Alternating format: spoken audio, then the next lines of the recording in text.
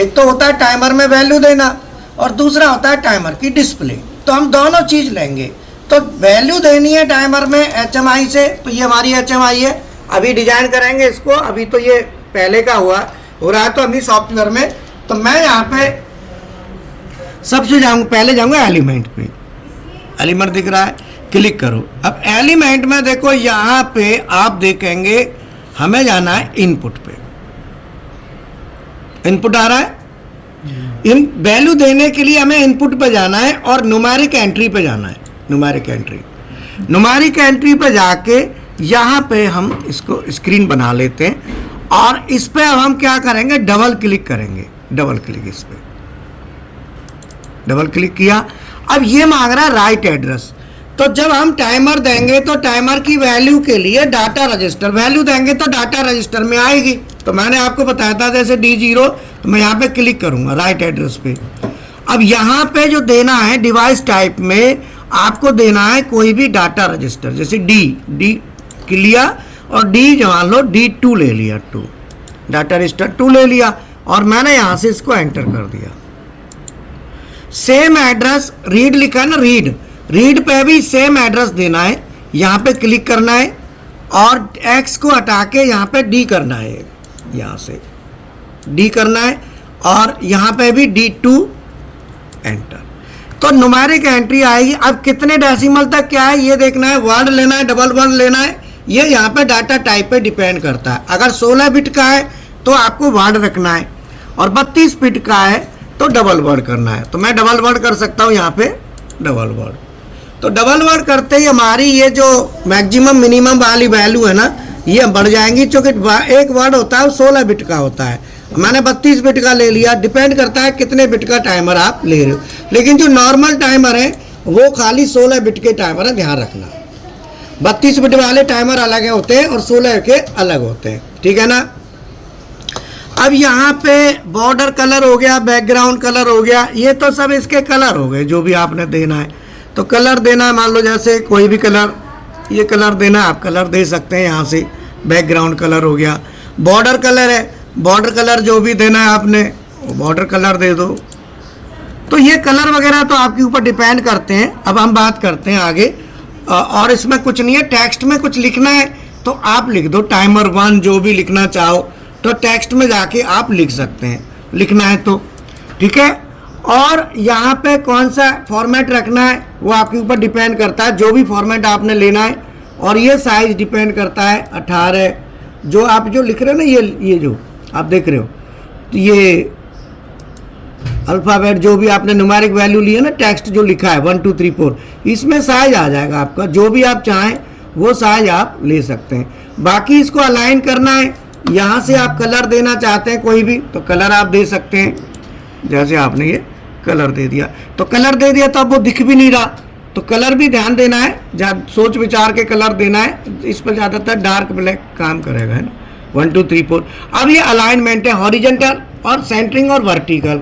अगर मैं इसे देखो ये इधर आ गया, ध्यान देना, और यहाँ पे ये बीच में आएगा, और अगर ये नीचे करता हूँ तो इधर गया। तो हमें क्या रखना है, बीच में रखना है जो लेटर हमने लिखे, ठीक है। ये वर्टिकल सेंटरिंग में ऊपर नीचे करने के लिए होता है। तो आपने जैसे ये ऊपर नीचे करना है, ऊपर गया, बीच में आ गया, और देखो ये नीचे आ गया। तो हमें कहाँ रखना है, बीच में रखना है। सेंटर पे रख लिया हमने, ओके कर लिया।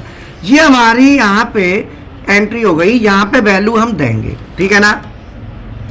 अब दूसरा हमारा क्या करना है, हमें डिस्प्ले चाहिए भाई। टाइमर में हमें डिस्प्ले भी चाहिए देखने के लिए। तो फिर हम जाएंगे एलिमेंट में, यहाँ पे देखो डाटा डिस्प्ले दिख रहा है। डिस्प्ले पे कई हैं, आपने लेना है न्यूमेरिक डिस्प्ले, ठीक है। मैं न्यूमेरिक डिस्प्ले पे क्लिक करके यहाँ पे डिस्प्ले ले लूंगा, ठीक है। अब डिस्प्ले पे यहाँ पे जो भी कलर आपको देना है, जो भी कलर आप चाहें डिस्प्ले पे भी कलर दे सकते हैं आपने। अब यहाँ पे बेसिकली ये कलर किसका आया है, जो लिखा हुआ है उसका आया, बैकग्राउंड कलर नहीं आया। देखो क्योंकि हमारा क्या था, वहां पे टेक्स्ट था ना, तो उस पे। अब ये हमारा डिस्प्ले पे पहले एड्रेसिंग करते हैं। तो डिस्प्ले पे आप देखेंगे यहाँ पे रीड मांग रहा है, वो यहाँ पे राइट नहीं है, ध्यान रखना। डिस्प्ले का मतलब है कि हमें देखना है, तो देखने के लिए कौन सा एड्रेस होगा, रीड होगा।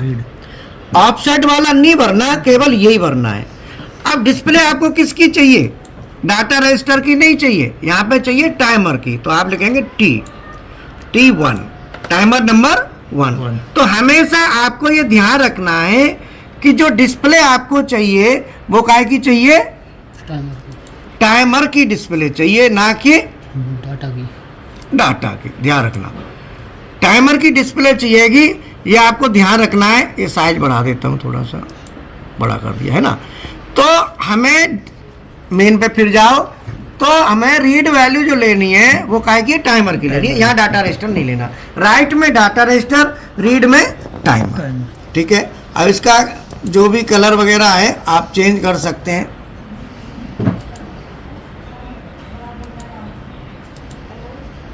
ये आपका बॉर्डर कलर हो गया है ना, बॉर्डर इसका। तो अभी हम मेन का कर रहे हैं ना, बैकग्राउंड। खाना ले आया,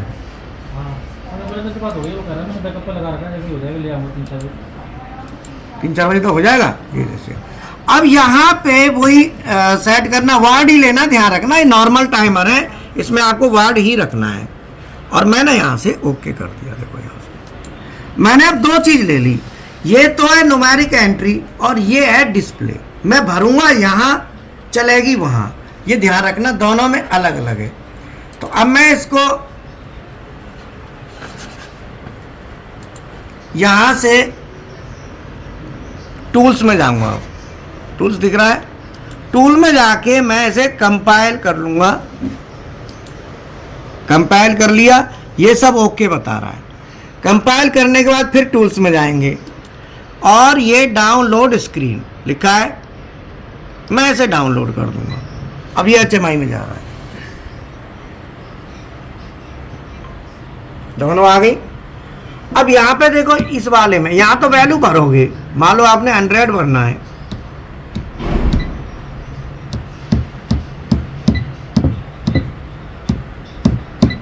आ गया, वहां पे डिस्प्ले चलेगी। अब इसका हम PLC में क्या करेंगे, एक प्रोग्राम लिख लेंगे। तो PLC का ऐसे मिनिमाइज कर लेते हैं और यहाँ पे एक PLC का सॉफ्टवेयर ओपन कर लेते हैं।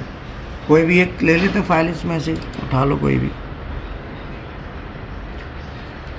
WPL software. यहाँ एक छोटा सा प्रोग्राम बना लेते हैं। अब इसमें क्या करना है, एक छोटा सा बनाना है, LD space X1, sorry cursor आ गया, हाँ, न्यू फाइल ले लेते हैं पहले, है ना। फाइल में लेके न्यू ले लेते हैं, डायरेक्ट नहीं ले रहा वो। Are you sure, create a new project, हम कर देंगे यस। ठीक है, पहले वो मॉडल बता देते हैं, EX2, हमारा मॉडल EX2 ही है ना। ओके, सही है, ओके कर दिया हमने। अब यहाँ पे कर देते हैं। अब यहाँ पे X1 एक इनपुट ले लेते हैं, तो LD स्पेस X1 आ गया, एंटर। अब यहाँ पे हम कोई Y1 आउटपुट ले लेते हैं, टाइमर लगाएंगे तो टाइमर की वैल्यू करेंगे उस हिसाब से। तो हमने OUT Y1 हमने एंटर कर दिया, आउटपुट हो गया। अब मैंने होल्डिंग देना है तो यहाँ पे लिखेंगे OR, है ना, स्पेस Y1 एंटर। अब ये होल्ड हो गया। अब मुझे टाइमर चालू करना है तो यहाँ पे लेके Y1 का एंड ले लूंगा। तो यहाँ पे LD स्पेस Y1 एंटर। अब टाइमर डालना है तो उसकी इंस्ट्रक्शन आएगी TMR, है ना, TMR space T1। Timer number कितना था, 1 और स्पेस। अब यहाँ पे कांस्टेंट वैल्यू नहीं आएगी ना, वैल्यू यहाँ HMI से करनी है। तो डाटा रजिस्टर कौन सा उठाया था, D2 है, D1 था, D2 था, D2 था, D2 ही लिया था ना, D2 था। ठीक है, तो यहाँ पे हम डाटा रजिस्टर D2 था तो मैं D2 ले लेता हूँ, D2 एंटर। ठीक है, अब हमारा डाटा रजिस्टर आ गया। अब इस टाइमर से जो डाटा रजिस्टर दिया है ना, ये इसलिए दिया है कि इसी में जो वैल्यू होगी ना HMI से इसी में आएगी, के नहीं लिखते, ये वेरिएबल टाइमर हो गया हमारा। अब मुझे क्या है कि मान लो इसे ऑफ कराना है, तो ऑफ कराने के लिए LDI स्पेस टाइमर कौन सा, T1 है ना, तो हमने ले लिया T1 एंटर। अब हमने ये प्रोग्राम एक बना लिया सिंपल, और इसको मैं डाउनलोड कर लेता हूँ। तो पहले कंपाइल कर लेंगे, तो यहाँ से जाके डायरेक्ट कंपाइल भी हो जाएगा और यहीं से डाउनलोड भी हो जाएगा PLC में।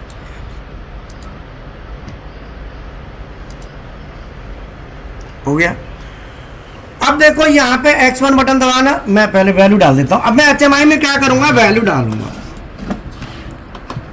ये न्यूमेरिक एंट्री है, मैंने डाल दिया यहाँ पे 100 0 1 0, ये ना, सॉरी 1 0 0 एंटर, 100 डाल दिया। यहाँ पे डिस्प्ले चलेगी, देखो यहाँ पे दबाएंगे कुछ नहीं आएगा, एंट्री यहाँ से दी जाती है, यहाँ से नहीं दी जाएगी। हमने 100 एंट्री दे दी, तो देखो यहाँ पे 100 आ गया, देखो आपको दिख रहा है, यहाँ हमने वहाँ 100 दिया तो यहाँ पे 100 आ गया, है ना। अब ये X1 ऑन करो,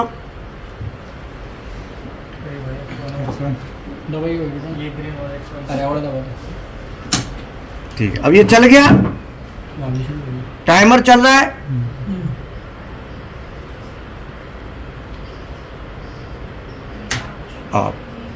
अब दोबारा फिर ऑन करो, देखो यहाँ पे चलेगा, डिस्प्ले पे चलेगा, चलाओ, वैल्यू चल रही है ना। तो यहाँ पे टाइमर की हम डिस्प्ले देख सकते हैं, यहाँ पे वैल्यू भरेंगे, यहाँ पे हम डिस्प्ले देख पाएंगे। तो टाइमर की डिस्प्ले के लिए ये होता है, वैल्यू भरने के लिए ये होगा। तो इस तरीके से हमारी जो वैल्यू है टाइमर की देंगे। फिर ऑन करो, देखो चल गया ना, तो यहाँ टाइमर चल रहा है, देखो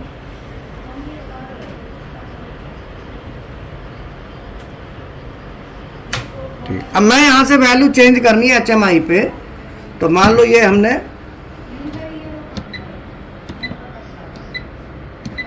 120 कर दी। अब 120 कर दी तो देखो यहाँ भी 120 हो गया, ठीक है। अब ये हमारा 120 हो गया, फिर चलाओ,